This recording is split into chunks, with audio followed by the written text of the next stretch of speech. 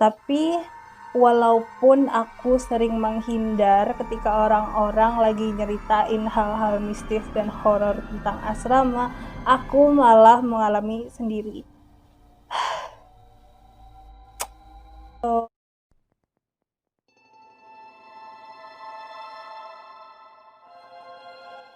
Jadi tanggal 20-an ketika udah libur, kayaknya tanggal 23 deh, 23 Desember pas udah libur itu aku pulang ke Jogja.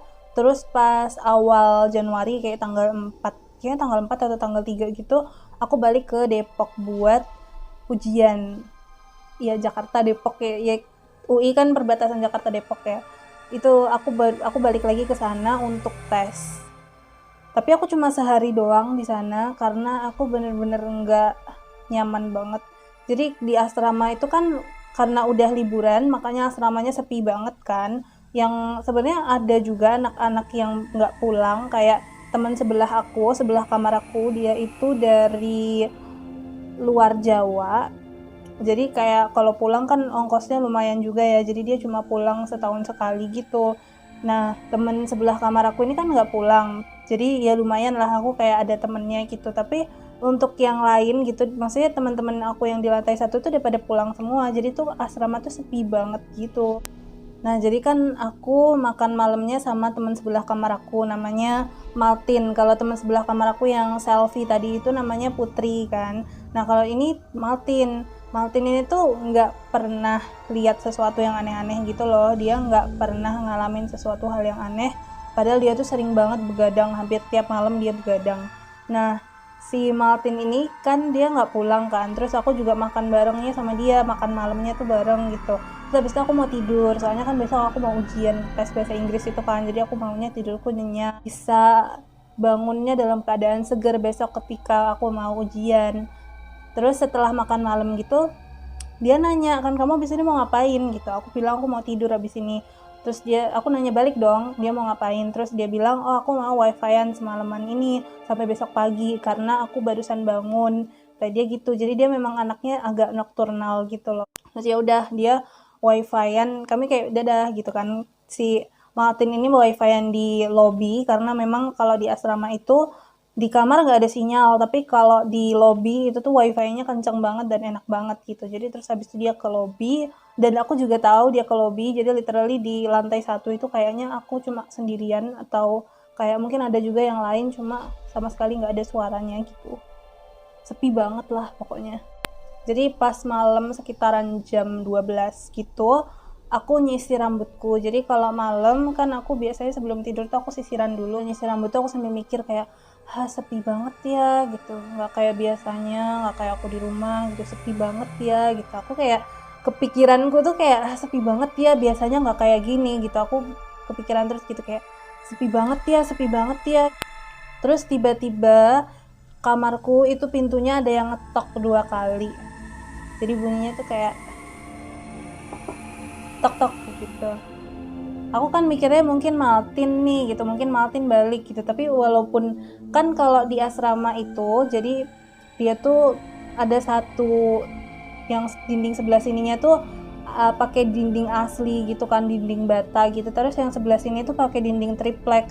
Nah karena dinding triplek ini aku bisa lihat lampunya Maltin tuh lagi nyala atau lagi mati.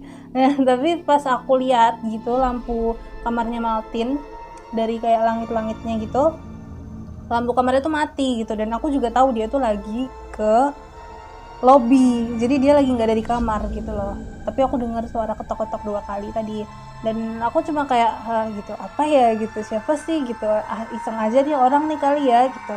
Aku mikirnya kayak gitu. Terus aku kayak ya udah, aku masih nyisir rambut aku gitu kan.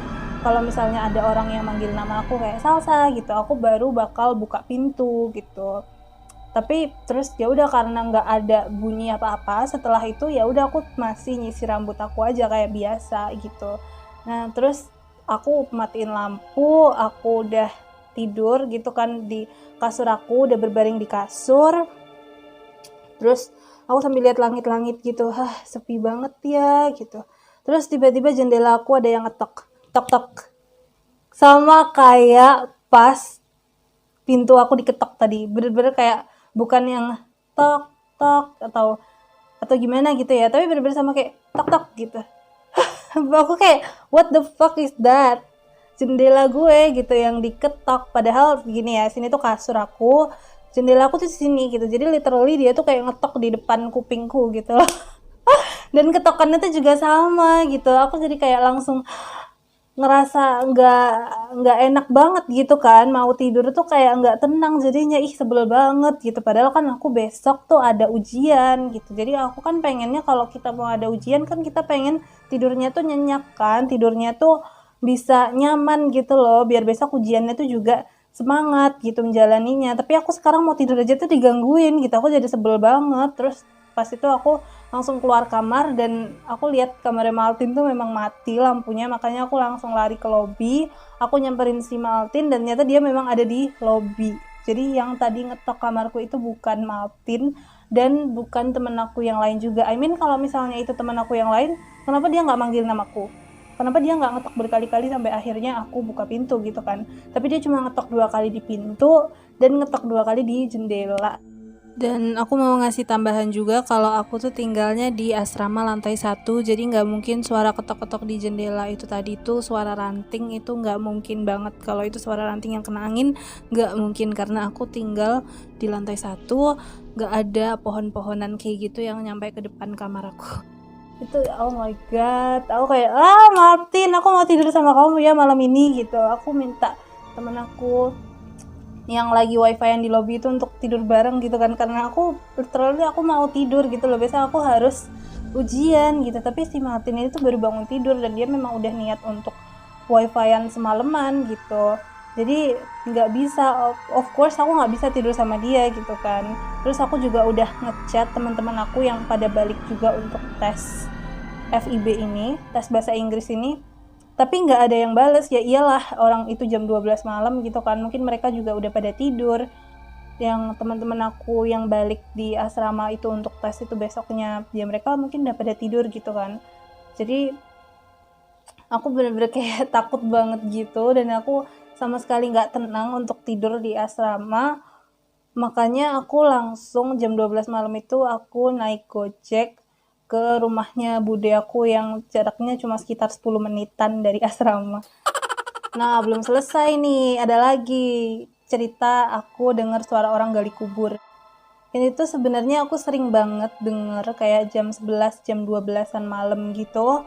Aku sering denger ini kok kayak ganti-ganti gitu sih warnanya.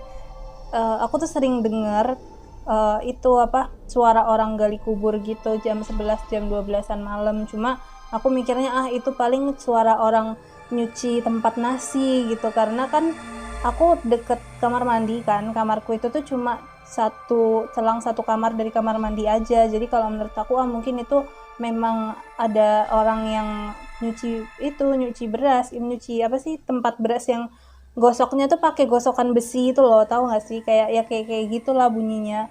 Atau mungkin suara gorong-gorong, apa suara got gitu, karena kan depan kamar aku tuh got, jadi mungkin itu suara got, aku mikirnya kayak gitu.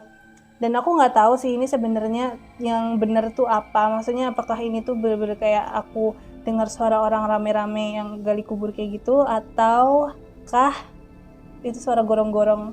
Aku masih belum tahu juga sampai sekarang, cuma ketika itu aku lagi takut banget, makanya aku nggak bisa berpikir dengan jernih gitu. Apalagi fakta bahwa aku tahu faktanya juga kalau dulu itu asrama adalah bekas kuburan. Jadi pas jam 2 malam, pas aku tiba-tiba kebangun gitu, malam-malam tuh aku tiba-tiba kebangun jam 2 malam. Terus aku kan mau tidur lagi tuh. Setelah aku kebangun jam 2 malam, aku mau tidur lagi. Tapi aku dengar suara orang gali kubur. Gali kuburnya tuh kayak deket banget gitu loh, kayak di depan jendela aku.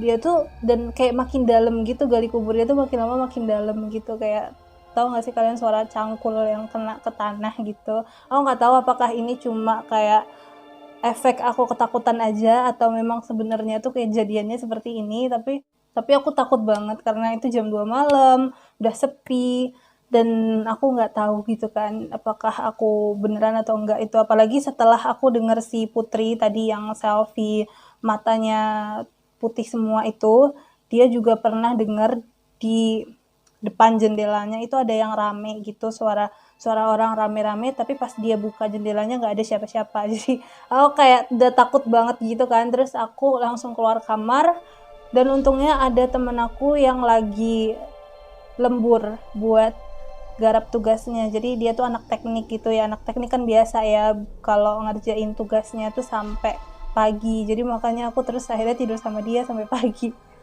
Jadi menurut aku pengalaman aku di asrama itu sangat-sangat roller coaster. Ada senengnya, ada sedihnya,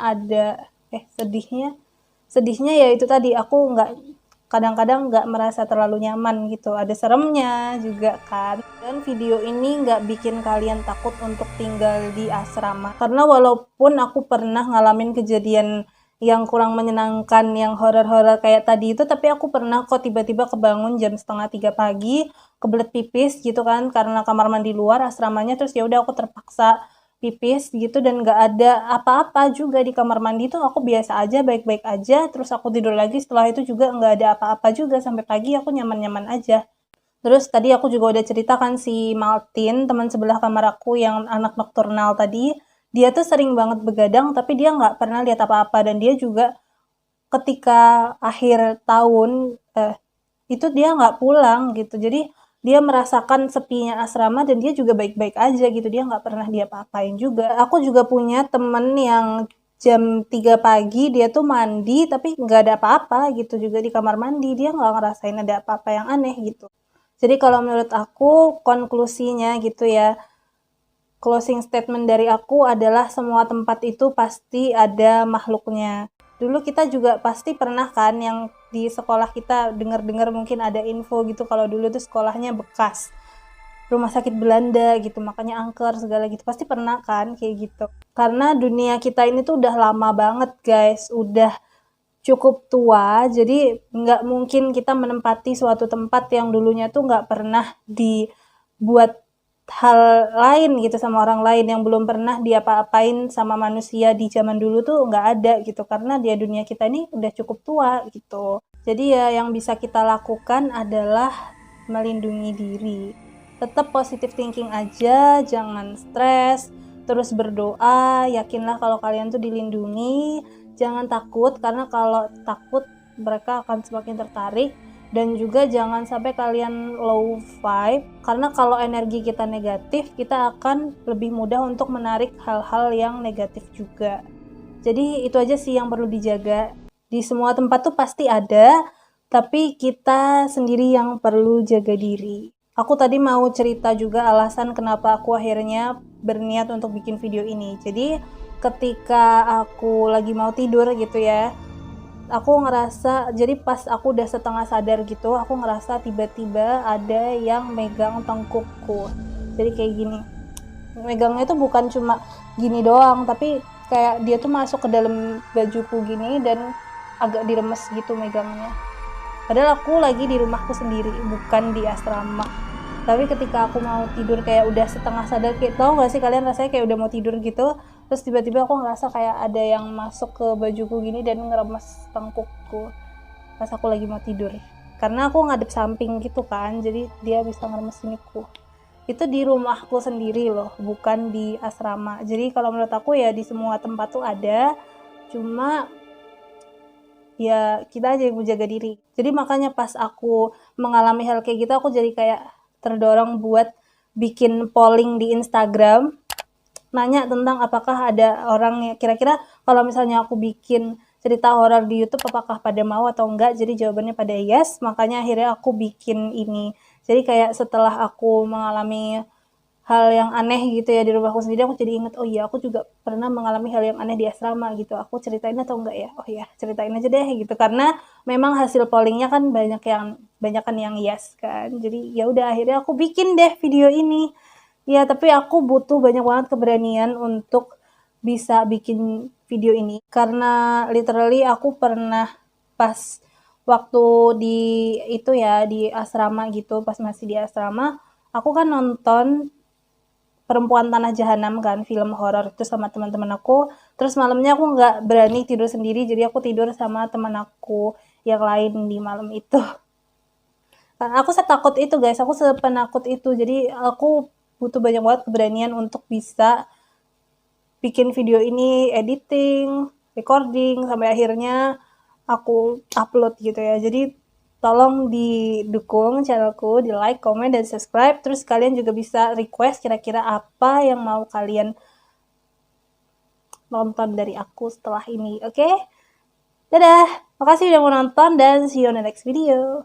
Dan makasih banget yang udah mau dukung aku, sampai sekarang aku udah punya 300 subscribers, oke?